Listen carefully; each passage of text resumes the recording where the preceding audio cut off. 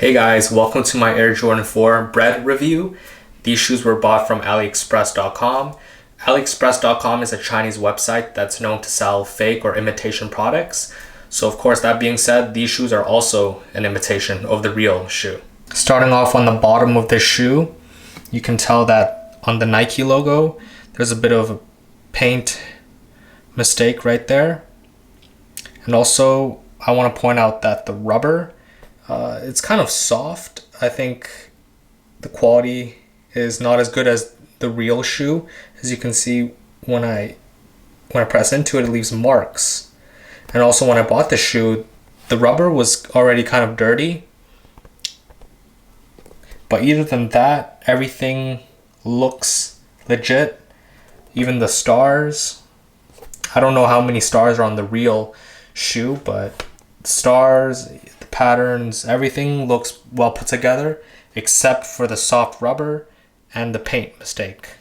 Now onto the top side of the shoe, everything again looks very well done, well put together, but if you look closely, there are glue stains throughout the shoe, and there's other areas that has glue stains, which I'll show you. But the top from the front angle, it looks flawless. Until you move in again, you'll notice that the plastic here, it's supposed to be cut out, but it wasn't. Same along here. It's supposed to be cut out, but it wasn't. And also, you'll notice that there's supposed to be another shoelace hole. But when I flip the shoe inside out, there's no hole for the shoelace to go.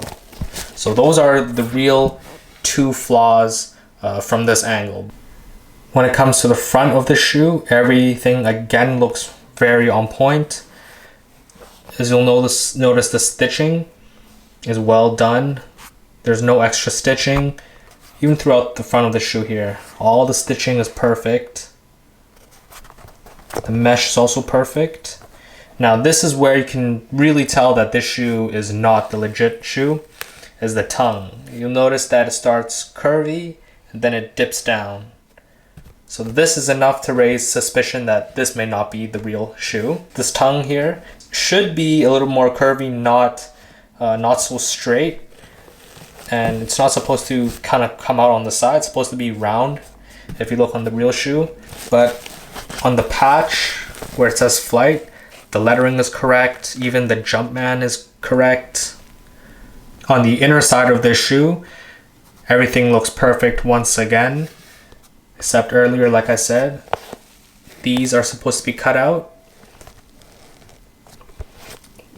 But in terms of even the small details, I'm surprised that the shoe has, like this line here, this is also on the legit shoe. Here, there's a little bit of the extra end of the thread, but that's really no big deal. But I like to say that everything is well put together, even the paint. I know a lot of other imitation Air Jordans, they have a bit of paint overspray or something like that, but this shoe really has no faults with the paint. So this is the look of the inside of the shoe, inner portion of the shoe, and everything just looks well put together. And also the side is supposed to also have an extra lace hole, but when you turn around, no lace hole as well. But yeah, everything looks perfect. This is the back of the shoe. As you can see, the lettering is correct. The quality is also perfect. And what I mean by that is the letters don't seem that they can just come off. So they're definitely not glued on. They kind of, they're stuck on well. They're glued on, but they're stuck on well. It's not like you can just push it off or anything like that. Stitching as well is perfect. And as I was mentioning about the glue stains earlier, here's another example of a glue stain. Very minor, but if that's something that you care about when it comes to shoes, then this definitely has glue stains. Minor or not, it's a glue stain. And I want to say that the angle here where the midsole meets the back feels like it's a bit curved, but I could be wrong about that. But just from looking at it, the back looks perfect. Now I will be talking about the inside of the shoe, and this is the tongue that I was talking about earlier and how it curves down awkwardly. You can really see it from this angle. It just goes and then it drops. And also that it's wider than the real tongue, of course. And here's the inside Air Jordan patch. Everything is nicely stitched. Again, they spelt the name right, Air Jordan. And everything down to the size inside, it seems legit. Right there, it has the UK, US, European size. Not messy, everything is cleanly put together. UPC code. And when you look inside, the stitching looks good. Right, there's no extra stitching. And the padding feels alright as well. I don't feel it being significantly thinner than the real shoe. So it just feels like a normal shoe. Here's the insole. These lines did not come with the shoe. It's because of my orthotics that left the print right there. And when you look at the logo, everything is well done, well put together. The only flaw that I can really tell is that there's supposed to be more red fibers along the insert, but you can tell that there's little gaps here and there.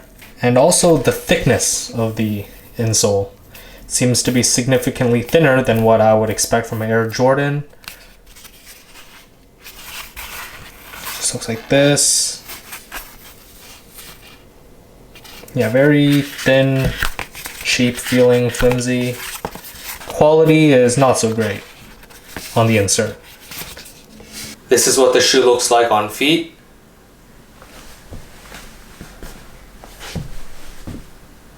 You can't really tell that it's a fake unless you look at it from the front. As you can see where the tongue slopes down, that's really a dead giveaway. And also how the tongue is wider on the sides, how it's too straight. It's pretty obvious to anyone that's really into sneakers. But on the sides, it doesn't look like it's fake. It looks pretty legit. And this is how they look like with the tongue covered. Can't even tell whether they're imitation or not.